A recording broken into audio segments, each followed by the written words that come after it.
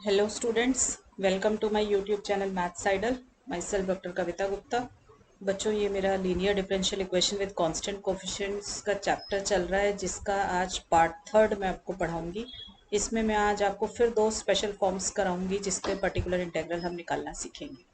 Late us start बच्चों. इससे पहले के दोनों लेक्चर पार्ट वन और पार्ट टू बेटा देख के आना ताकि ये समझ आए वरना समझ नहीं आएगा.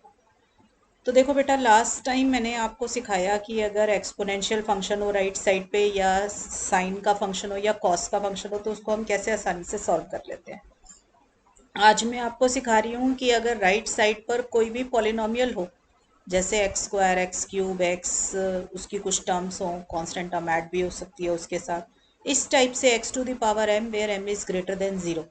अगर इस तरीके का पर्टिकुलर इंटेग्रल हो आपके पास तो आप उसको कैसे सॉल्व करेंगे. तो उसके लिए बेटा आपको क्या करना है, ये जो नीचे डिनोमिनेटर में एफ डी है आपके पास जो डिफरेंशियल इक्वेशन आपको गिवन होगी उसको असेंडिंग पावर ऑफ डी में अरेंज कर लो. ठीक है, असेंडिंग पावर ऑफ डी में अरेंज करके उसको एक्सपैंड कर लो बाइनोमियल थ्योरम से और फिर निकालो पर्टिकुलर इंटेग्रल. तो देखो कितनी आसानी से सॉल्व हो जाता है. लेट अस स्टार्ट बच्चों. देखो क्वेश्चन सॉल्व करते हैं हम अपना. इसके साथ ना एक और डाल लो, चलो साइन एक्स की. राइट, देखो क्या करेंगे. सबसे पहले ऑक्सिलरी इक्वेशन एस कैसे मिलती है. ऑक्सिलरी इक्वेशन डी को एम डालने से मिलती है. तो मेरे को मिली M square plus M minus two और राइट साइड को जीरो डालने से मिलती है. हमने डी को एम डाल दिया क्वेश्चन में और राइट साइड को जीरो डाल दिया तो ऑक्सिलरी इक्वेशन मिल गई. इसको बेटा आप मिडल टर्म से स्प्लिट कर लीजिए तो ये मेरे पास ये आएगा. ठीक है, सबको मिडल टर्म स्प्लिट करनी आती होगी. तो दिस इज दिस, तो m plus two m minus one equal to zero. तो m आ गया वन और माइनस टू. तो ये दोनों के दोनों मेरे क्या हैं, रियल नॉन रिपीटेड रूट्स आए हैं. अगर ये रियल नॉन रिपीटेड रूट है तो मेरा सी एफ क्या होगा, ए. मैंने आपको बताया जो रूट आया उसको ई की पावर में चढ़ा दीजिए और एक्स से मल्टीप्लाई कर दीजिए. ठीक है, तो b e minus two x. तो ये तो बेटा मेरा सी एफ निकल कर आ गया. क्लियर हो गई बात.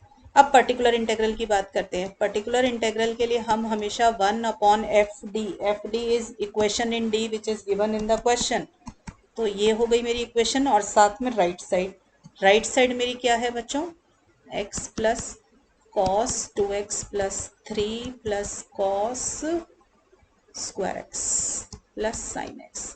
इतनी लंबी है मेरी. तो इसको ना हम चार हिस्सों में डिवाइड कर लें, चार एक्सप्रेशंस हैं. तो D square plus D minus two into x plus one upon D square plus D minus two cos two x plus three plus one upon D square plus D minus two cos square x plus one upon D square plus D minus two sine x. अब एक एक करके solve कर लो. इसका नाम मैंने P I one रख दिया, इस वाले का पी आई टू, इस वाले का पी आई थ्री और इस वाले का पी आई फोर. ठीक है बच्चों, पहले मैं आपको पी आई वन निकालना सिखाऊं जो आपके लिए नया है, जो इस लेक्चर में आप सीख रहे हैं, पहले कभी नहीं सीखा. इसको निकालना है आपको. तो सबसे पहले बेटा मैंने आपको बताया कि आप नीचे जो ये डी वाली एक्सप्रेशन है इसको असेंडिंग पावर ऑफ डी में अरेंज कर ले. ठीक है, तो ये कैसे अरेंज होगा, देखो minus two plus D square. ठीक है, फिर माइनस टू को कॉमन निकाल लो तो ये क्या बनेगा, one upon d by two with the negative sign और ये बन जाएगा, ये बन गया. माइनस टू को कॉमन निकाला. क्यों निकाला मैंने माइनस टू को कॉमन, क्योंकि मुझे बाइनोमियल एक्सपेंशन लगानी है. Binomial expansion one plus something होती है. ठीक है, अब ये क्या होगा, माइनस टू है, मैं इस पूरे को वन माइनस डी ऐसे लिख लेती हूँ, डी ये. ठीक है, और इसको मैं ऊपर ले गई तो पावर बन गई माइनस वन. क्लियर होगी बच्चों यहाँ तक बात.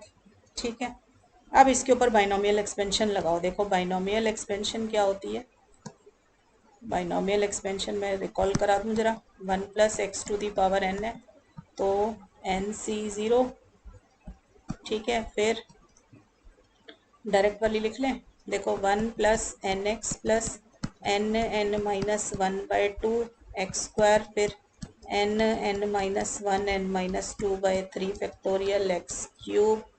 यही आती है, फिर ऐसे करके चलती जाएगी ना. इसी को लगाएंगे ऊपर. तो ये देखो ऊपर वाली एक्सप्रेशन क्या आ जाएगी, P I one minus two बाहर. देखो वन प्लस एन क्या है मेरा, माइनस वन. तो -1 × x क्या है मेरा -d/2 - d²/2 यही है। फिर n-1/2 ये चाहिए तो n हुआ -1 n-1/2 और x² है -1 और ये d/2 + d²/2 इस पूरे का स्क्वायर प्लस डैश डैश। अब बच्चों ये ना बहुत ज़्यादा एक्सपेंड करने की ज़रूरत नहीं है। क्यों नहीं है ज़रूरत? क्योंकि इधर देखो मेरे पास क्या है x है तो इसका एक बारी डिफ्रेंशिएट करूंगी 1 आ जाएगा, फिर एक बारी और डिफ्रेंशिएट करूंगी तो 0 ही आएगा। तो मुझे सिर्फ d की टर्म चाहिए, d² की टर्म मुझे चाहिए ही नहीं क्योंकि वो उसके डेरिवेटिव को 0 बना देगी। तो आप ये देख लिया करो कि आपके पास जो पॉलिनोमियल है x² x³ उसके कितने डेरिवेटिव निकल सकते हैं, तो वहीं तक d रखा करो, उतनी ही पावर d की रखा करो और उससे ज़्यादा रखा ही मत करो। ठीक है, तो मेरे पास मैंने डैश डैश लगा के छोड़ दिया। अब देखो इसको जरा मैं थोड़ा सा ठीक करके लिख लूँ। ये हो जाएगा 1 + d/2 plus D minus minus plus हो गया ना d²/2 प्लस ये क्या बना -1 - 2/2 तो ये कट के 1 आ गया। ठीक है, तो ये देखो मेरा 1 आ गया और ये मेरा माइनस का स्क्वायर करेंगे तो पॉजिटिव ही हो जाएगा, तो d/2 + d²/2 का होल स्क्वायर ये आ गया।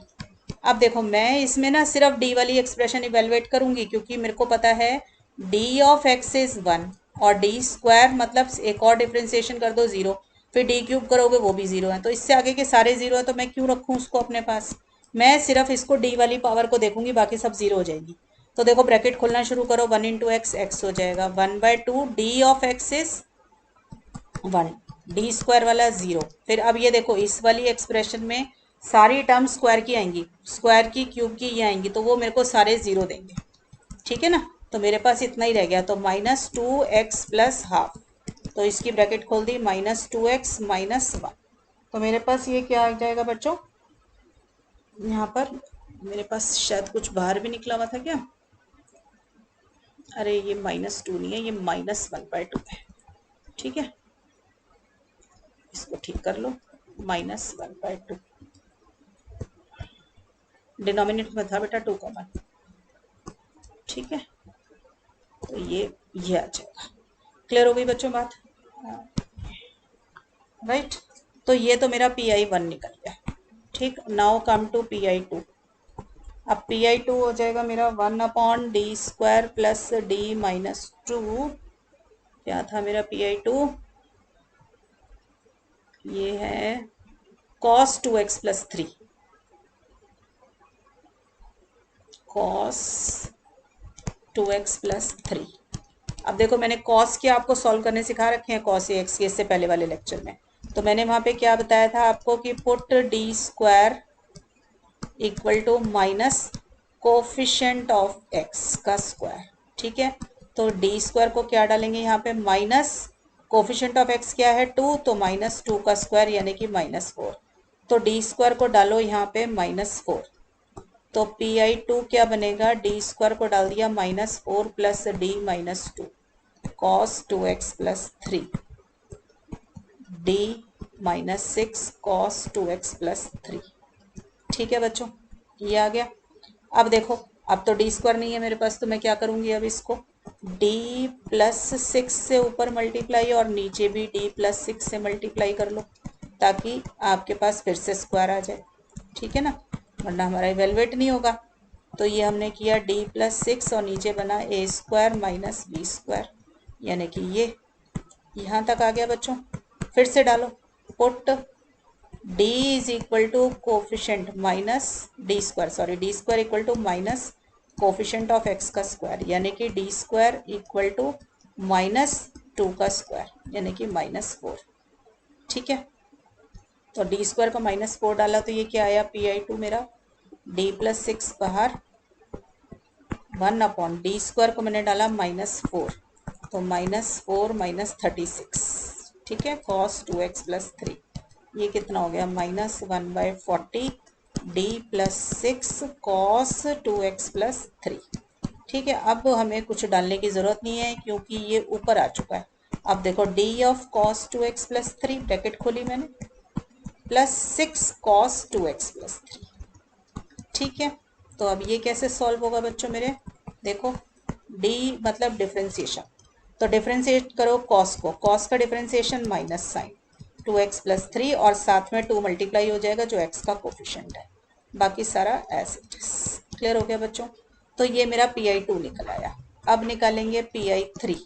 तो PI3 होगा बेटा मेरा D square plus D minus 2।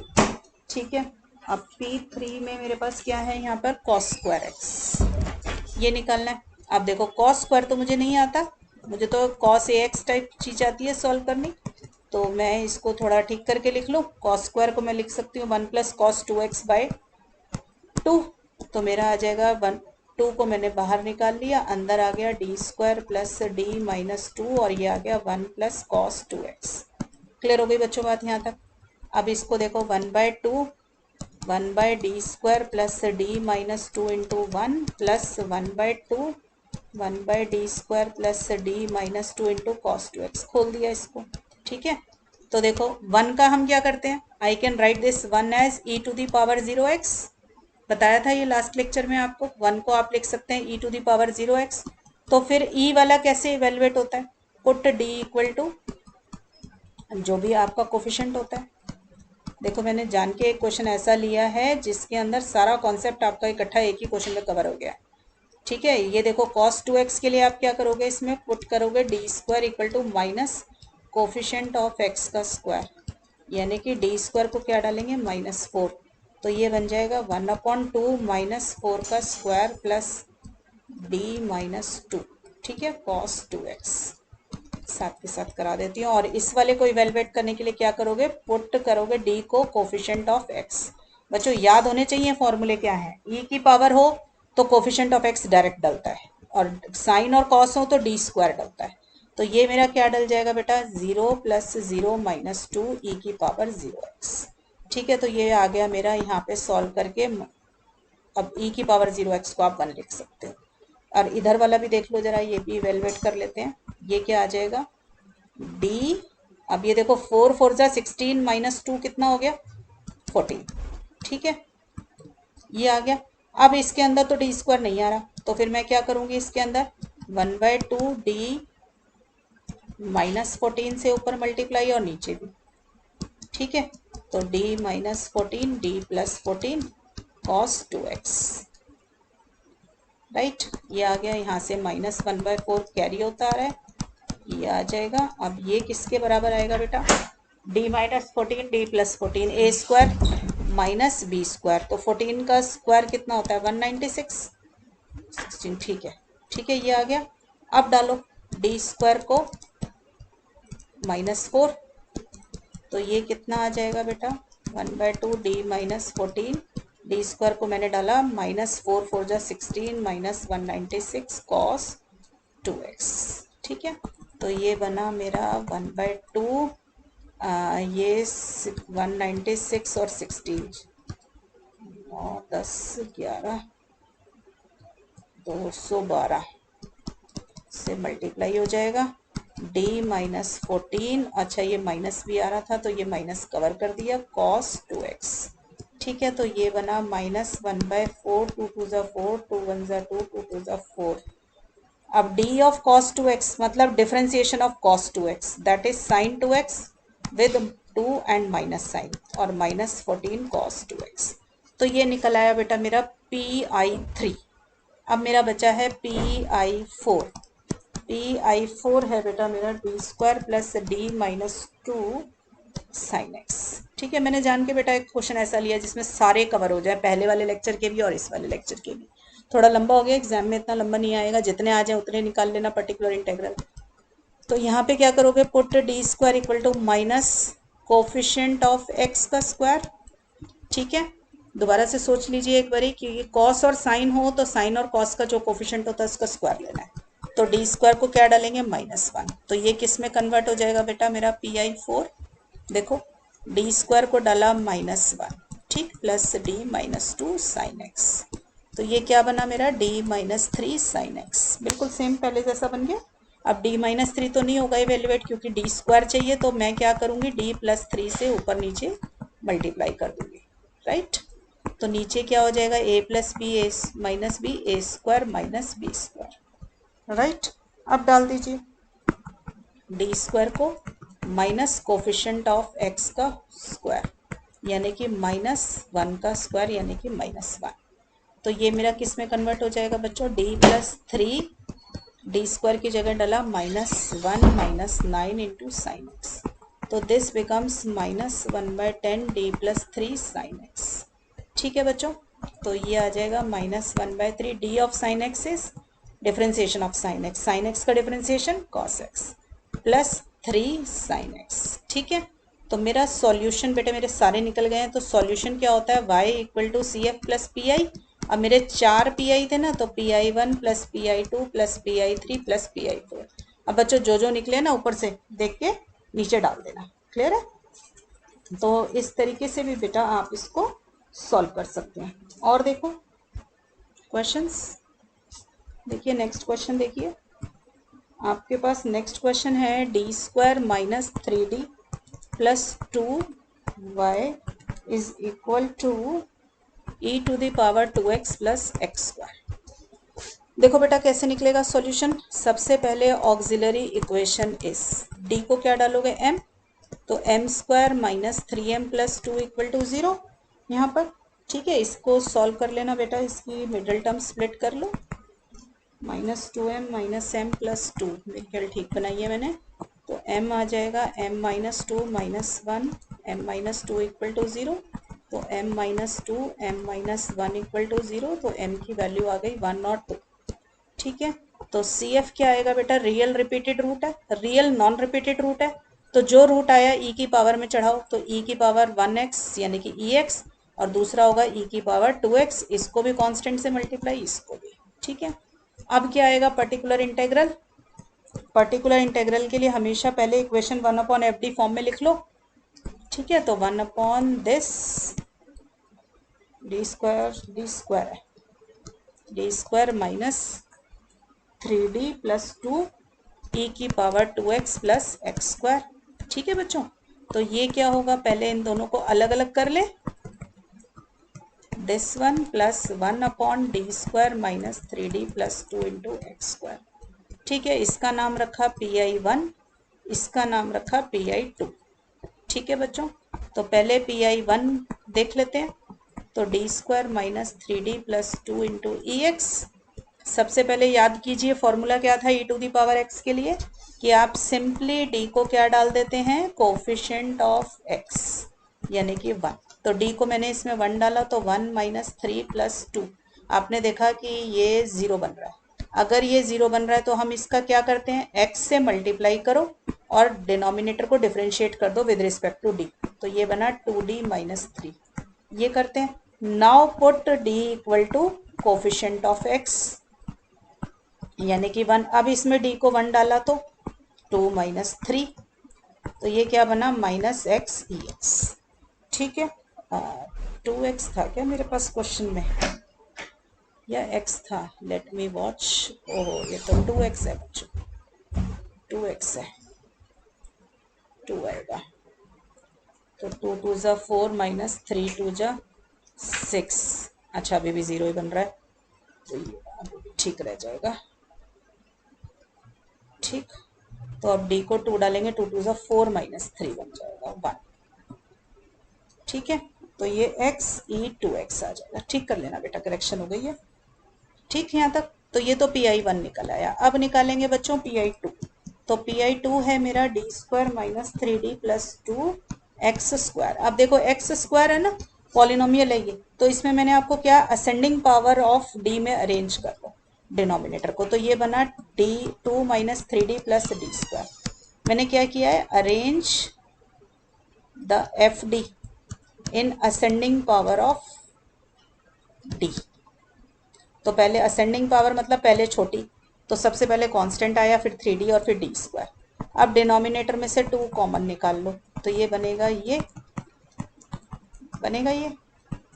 ठीक है, अब इसको ना हमेशा 1 माइनस समथिंग या 1 प्लस समथिंग बनाया करो, तो ये 3d प्लस 2 माइनस d²/2 इस फॉर्म में बनाओ ताकि बाइनोमियल लग जाए, 1 प्लस समथिंग या 1 माइनस समथिंग। ठीक है, तो अब ये 1/2 तो बाहर रह गया, और जो ये डिनोमिनेटर है इसको ऊपर न्यूमरेटर में ले जाओ विद अ नेगेटिव पावर। ठीक है, ये बन गया। अब देख लो जरा साइड में एक बारी, आपके पास एक्स स्क्वायर है, इसका पहला डिफरेंशिएशन लोगे तो 2x आ जाएगा, फिर इसका सेकंड डिफरेंशिएशन लोगे तो 2 आएगा, उसके बाद वाले सारे जीरो आ जाएंगे। तो जब बाइनोमियल थ्योरम की एक्सपेंशन लिखो ना तो डी स्क्वायर तक की टर्म्स आपके लिए इफेक्टिव होंगी, उसके बाद की नहीं होगी, तो बाद वाली टर्म सारी छोड़ देना, ठीक है। तो इसको अब एक्सपेंड करते हैं बाइनोमियल से, देखो 1 प्लस एन एक्स यही आएगा, ठीक है, फिर प्लस एन माइनस 1/2 x², अब x के लिए माइनस का स्क्वायर और साथ में 3d/2 माइनस d²/2 का स्क्वायर प्लस डैश डैश। उससे आगे की मैं इसलिए नहीं ले रही क्योंकि क्यूब की टर्म्स आएंगी, क्यूब की टर्म्स ऑलरेडी जीरो बनेंगी, ठीक है ना। मैंने आपको बता दिया, आपको कैसे पता चलेगा, जो x² है मतलब जो आपकी राइट हैंड साइड है पॉलिनोमियल जितनी डिग्री का है उसको देख लो कितने डिफरेंशिएशन उसके निकलेंगे, जहां पे उसके जीरो हो रहे उन टर्म्स को छोड़ दिया। तो ये मेरा क्या बना, देखो 1 plus 3d/2 minus d²/2 plus ये मेरा 1 बन गया, माइनस का स्क्वायर किया तो प्लस ही आ जाएगा। तो ये क्योंकि डी स्क्वायर वाला चाहिए ना तो मैं इसका स्क्वायर खोल रही हूँ इसका, तो ये 9d²/4। अब वो d4 देगा, उसकी मुझे ज़रूरत नहीं है, a² प्लस b² और दूसरा d³ आएगा, उसकी भी ज़रूरत नहीं है। तो जितनी इफेक्टिव टर्म्स है मैंने सिर्फ उतनी ही लिखी है, ठीक है। अब खोलनी शुरू करो ब्रैकेट, प्लस 3/2 d(x²), ठीक है, माइनस 1/2 d(x²), ठीक है, प्लस 9/4 d(x²), ठीक है। बस इतनी ही आएंगी, बाकी की सारी जीरो हो जाएंगी। करो सॉल्व, देखो 3/2 d(x²) मतलब डिफरेंशिएशन ऑफ x² माइनस, और d² का मतलब दो बार डिफरेंशिएट करो x² को, तो ये आ जाएगा 2। 9/4 दो बार डिफरेंशिएट करेंगे तो आएगा 2, ठीक है। तो ये बच्चों मेरा क्या सॉल्यूशन बन गया, देखो खोलते जाओ ब्रैकेट, x²/2 प्लस ये बना आपका 2 से 2 कैंसिल 3x/2, ठीक है, तो 3x/2 आ गया। अब ये कितना बना, ये कटा तो -1 और ये कटा तो -1 प्लस 9/2 तो 7/2 आ गया, जो कि बाहर वाले 2 से मल्टीप्लाई होकर 7/4 दे देगा, ठीक है, और ये प्लस साइन। तो ये आ गया बेटा मेरा PI2, ठीक है। तो आपका सॉल्यूशन क्या होगा बेटा, y = CF plus PI1 plus PI2। अब बेटा ऊपर से देख के लिख लेना क्या CF था आपका और क्या PI1 और क्या था आपका PI2, ठीक है बच्चों। क्लियर होने लगी हैं इस टाइप की टर्म्स कैसे होती हैं, ठीक। तो उतने ही डेरिवेटिव को रखना बेटा संभाल के इसके अंदर जितनी की आपको जरूरत हो।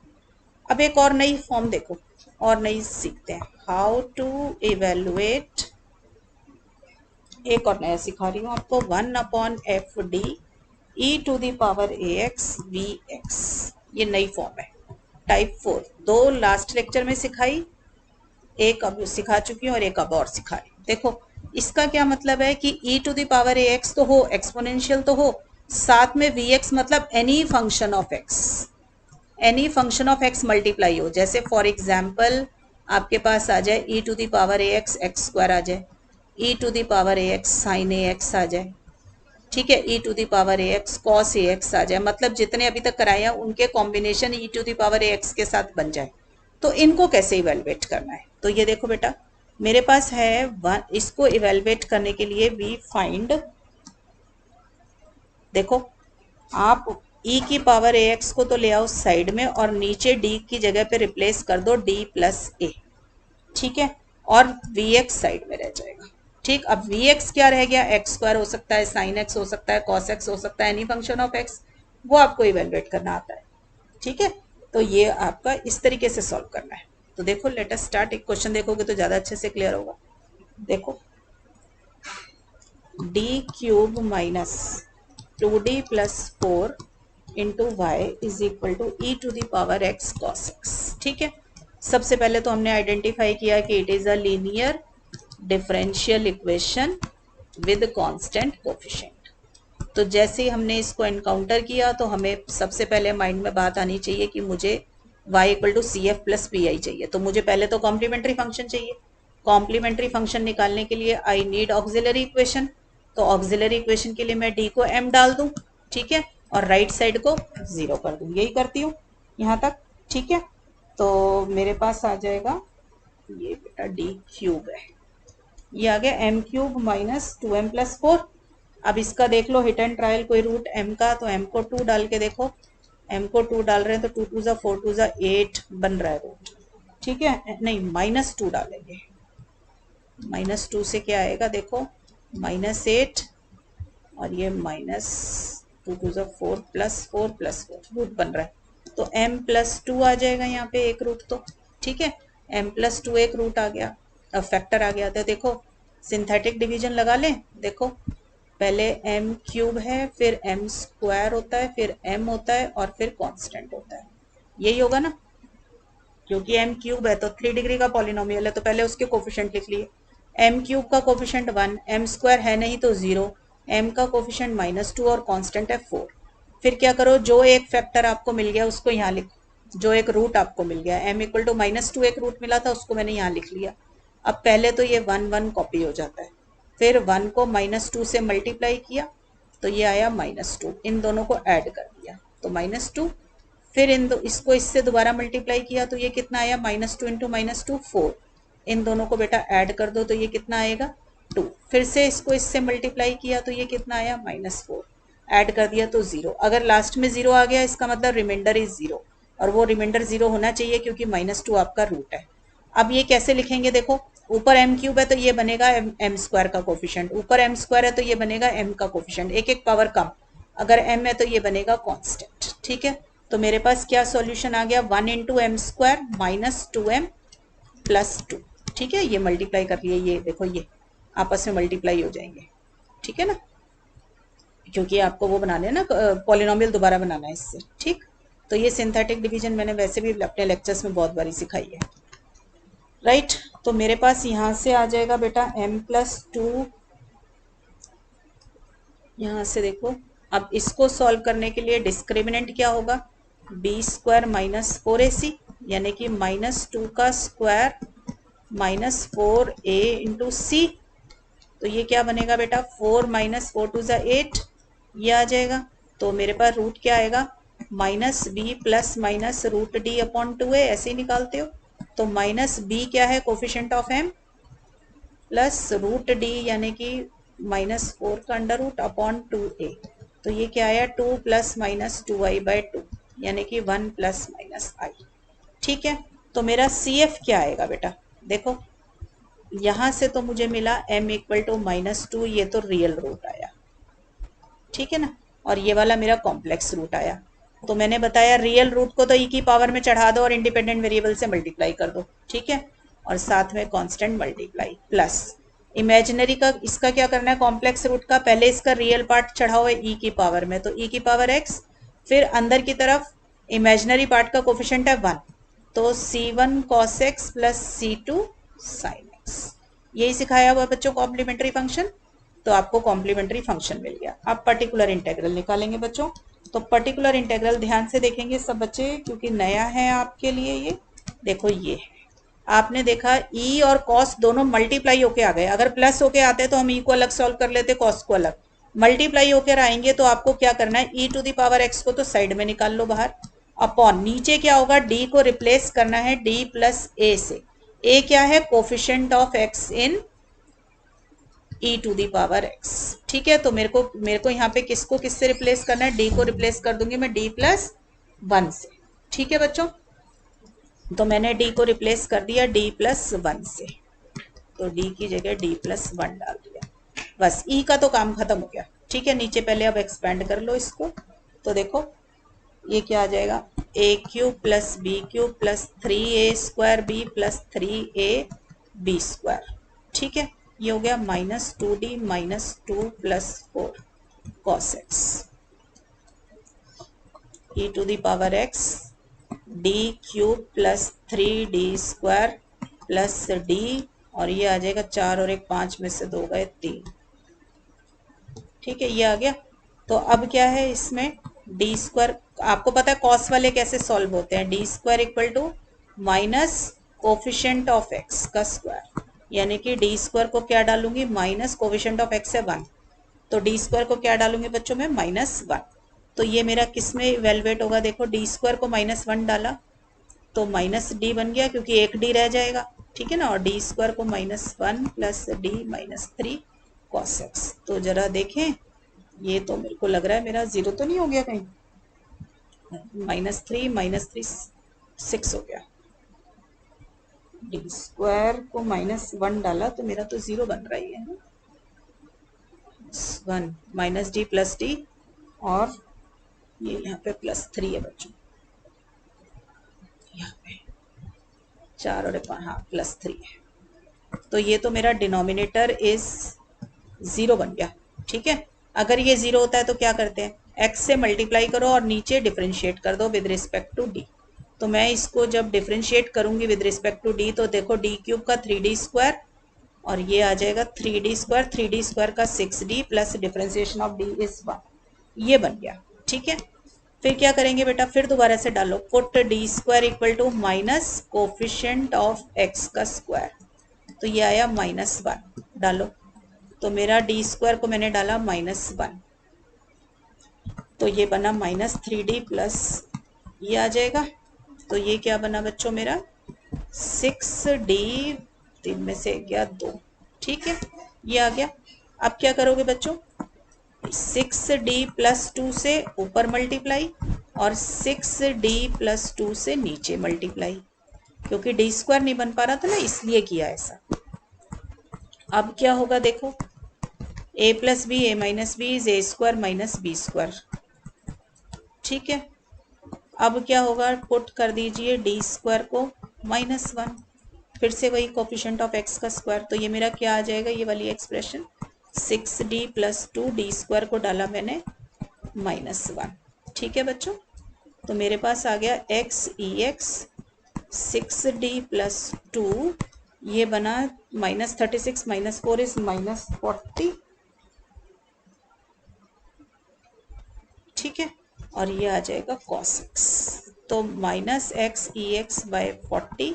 अब देखो 6d of cos x, bracket खोल रही हूँ, plus 2 of cos x, d of cos x का मतलब डिफरेंशिएशन ऑफ cos x।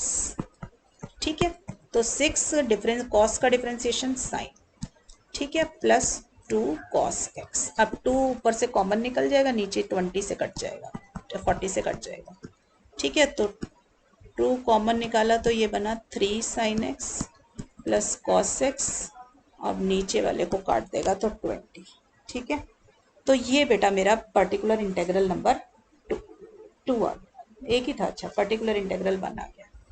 ठीक है, तो मेरा सॉल्यूशन क्या होगा बेटा, y equal to c f plus p i. अब ऊपर से जो सी एफ आया था वो भी लिख देना, और जो ये पी आई आया ये भी लिख देना, दोनों को मल्टीप्लाई दोनों को ऐड कर देना। ठीक है, तो ये था बेटा एक क्वेश्चन इस फॉर्म का। एक और क्वेश्चन देख लो बेटा इस फॉर्म का, ताकि आपको क्लियर हो जाए अच्छे से कॉन्सेप्ट। ये देखो, देखो ठीक है, मैंने उसमें कॉस के साथ मल्टीप्लाई वाला कराया, ये मैं करा देती हूँ साइन के साथ। देखो बेटा, सबसे पहले ऑक्सिलरी इक्वेशन, तो वो क्या होगी, डी को m डाल दो, राइट साइड को 0 कर दो। ठीक है, तो इसको बेटा सॉल्व कर लेना मिडिल टर्म से, ये बनेगी, तो m के रूट आ गए -1 और -2।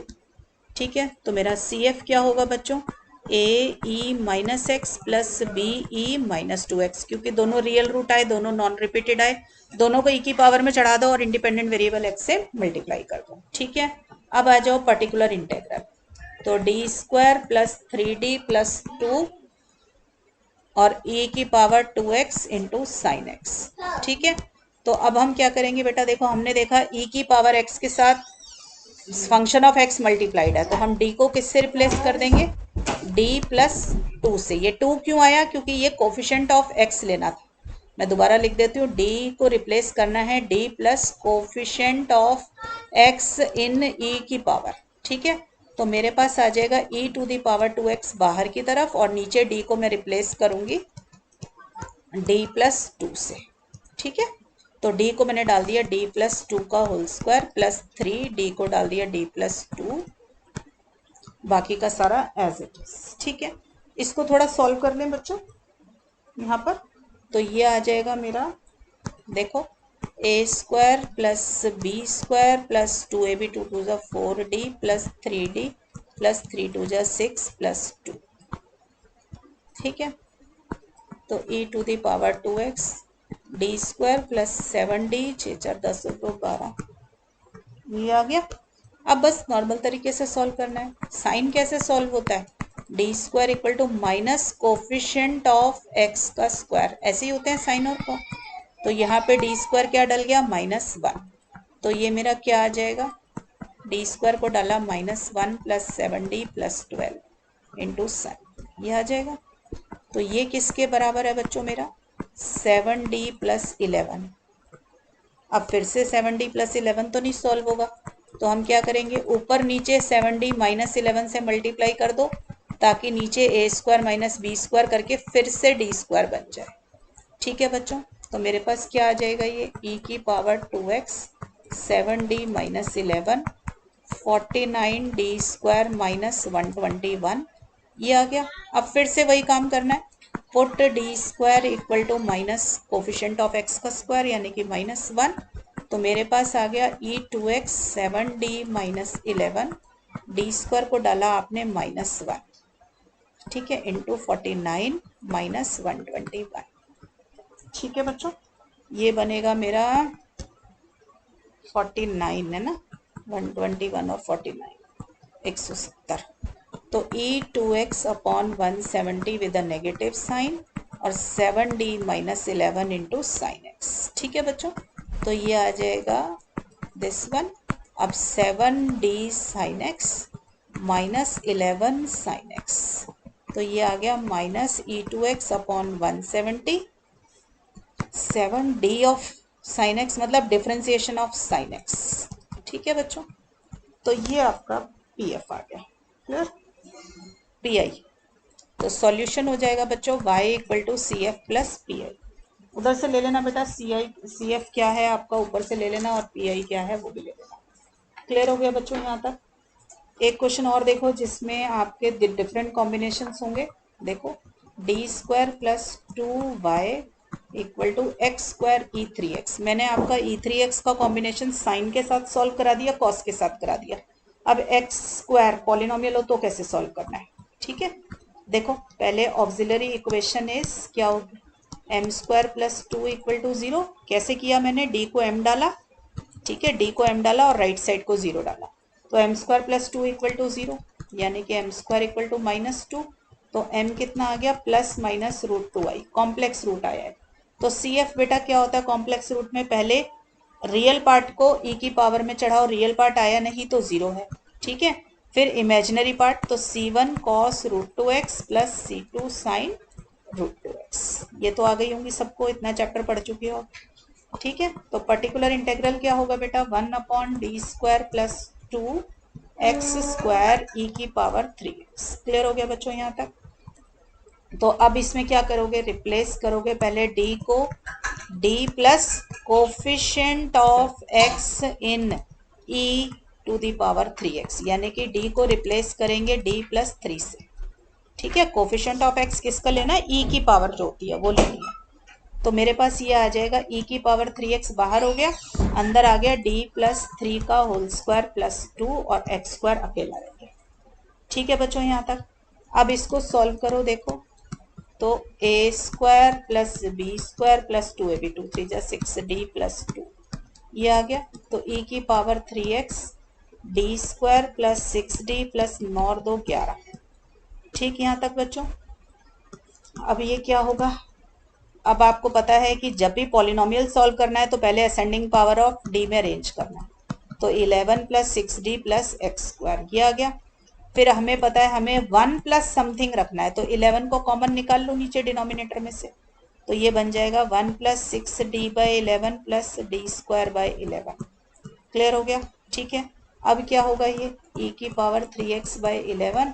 अब 1 plus 6d plus D square by 11 जो है इसको इकट्ठा करके ऊपर पावर -1 ताकि मैं बाइनोमियल लगा सकूं। ठीक है, तो लगाइए बाइनोमियल।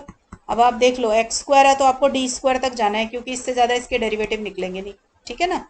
तो मेरे पास क्या होगा? 1 प्लस -1 nx, बाइनोमियल लगा रही हूँ बच्चों, ठीक है। तो 1 प्लस nx होता है पहले, तो n मेरा -1 है तो -1 इंटू ये जो ब्रैकेट थी, फिर n -1/2 ठीक है। एक्स स्क्वायर, एक्स क्या है मेरा 6d plus D square by 11 का स्क्वायर। इससे ज़्यादा की बेटा मुझे ज़रूरत नहीं पड़ेगी क्योंकि मुझे डी स्क्वायर तक की ही टर्म चाहिए, क्योंकि एक्स स्क्वायर का पहला डेरिवेटिव 2x और दूसरा 2 उसके बाद वाले 0। ठीक है, तो ये एज इट इज़ रह गया। अब खोलना शुरू करो। पहले थोड़ा सा और खोल के लिख लेते हैं, जितनी ज़रूरत है उतना लिख लेते हैं। ठीक है, तो माइनस डी, मैं सिर्फ डी स्क्वायर तक की टर्म्स लिखूंगी। ये सारा मेरा, ये पूरी एक्सप्रेशन मेरी किसके बराबर हो जाएगी, 1 के बराबर हो जाएगी। तो मेरे पास बचेगा 6 का स्क्वायर 30 डी स्क्वायर बाय 121। फिर डी की पावर 4 आएगी, मुझे नहीं चाहिए। फिर डी की पावर क्यूब आएगी, मुझे वो भी नहीं चाहिए। तो मैंने छोड़ दी सारी टर्म्स, मुझे जितनी चाहिए थी मैंने उतनी रखी अपने पास। ठीक है, तो e3x/11। अब खोल दीजिए bracket, x square minus 6/11 D of x square minus 1/11 D square of x square plus 36/121 D square of x square. ठीक है, तो ये क्या आ जाएगा, e3x/11 x square minus 6/11। X square का डेरिवेटिव 2x और उसका एक ही डेरिवेटिव आएगा क्योंकि डी लिखा हुआ है। ठीक है ना बच्चों, और यहाँ पर एक और आ जाएगा, तो डी स्क्वायर मतलब डबल डेरिवेटिव, ये आंसर आएगा। ठीक है बेटा, इसको ढंग से सॉल्व करके जितना सिंप्लीफाई हो रहा हो कर लेना। ये बनेगा आपका एक्स स्क्वायर इधर, और ये 6×2=12x/11 और ये -2/11 और 72/121। ठीक है बेटा, इसको कर लेना सिंप्लीफाई जितना भी हो रहा हो। शायद ये पूरा सिंप्लीफाई होकर आपका ये बनेगा। ठीक है, मैं लिख देती हूँ, ये आएगा। ठीक, अब लिख देना y = CF + PI। ऊपर से CF की और PI की दोनों की बेटा वैल्यू डाल सकते हो आप। क्लियर हो गई बच्चों बात? ठीक है, तो इस तरीके से बेटा ये आप क्वेश्चंस को सॉल्व कर सकते हैं। मैंने 4 फॉर्म्स आपको करा दी, 2 इससे पहले वाले लेक्चर में, 2 इसमें कराई हैं। अभी 1-2 और रह रही हैं, वो आपको नेक्स्ट लेक्चर में करा दूँगी। ठीक है बच्चों, टिल देन बच्चों पढ़ाई करते रहें। All the best.